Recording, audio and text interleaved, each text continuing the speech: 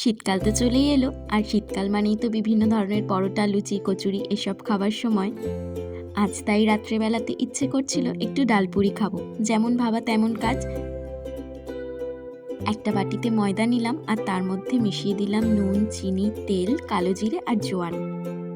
সব কিছু ভালোভাবে মিশিয়ে নিয়ে ময়দাটাকে ভালো করে জল দিয়ে মেখে নিলাম। ময়দাটা মেখে নিয়ে এটাকে 30 মিনিট মতো রেস্টে রেখে দিলাম। আর আগের দিন রাতেই ছোলার ডাল ভিজিয়ে রেখেছিলাম, সেই ভেজানো ছোলার ডালটাকে এবার ভালো করে বেটে নিলাম। এবার কড়াইতে তেল গরম করে তাতে হিং ফোড়ন দিয়ে ওই বেটে রাখা ছোলার ডালটা দিয়ে দিলাম। আর এর মধ্যে দিলাম আদা বাটা আর কাঁচা লঙ্কা কুচি। নুন আর হলুদ দিয়ে ভালো করে ছোলার ডালটাকে কিছুক্ষণ ভেজে নিলাম। এরপর বেশ কিছুক্ষণ সব কিছু একসাথে মিশিয়ে নামিয়ে রাখলেই রেডি আমাদের ডালপুরির পুর। পুরটা নামিয়ে ঠান্ডা করার জন্য রেখে দিয়েছিলাম।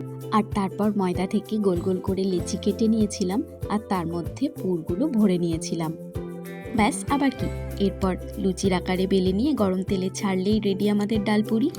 গরম গরম ডালপুরি আমি তো পরিবেশন করেছিলাম আলুর তরকারি আর মিষ্টির সাথে। আপনারাও একদিন চটজলদি বানিয়ে ফেলুন, আর দেখুন ডিনারটা কি সুন্দর জমে যায়।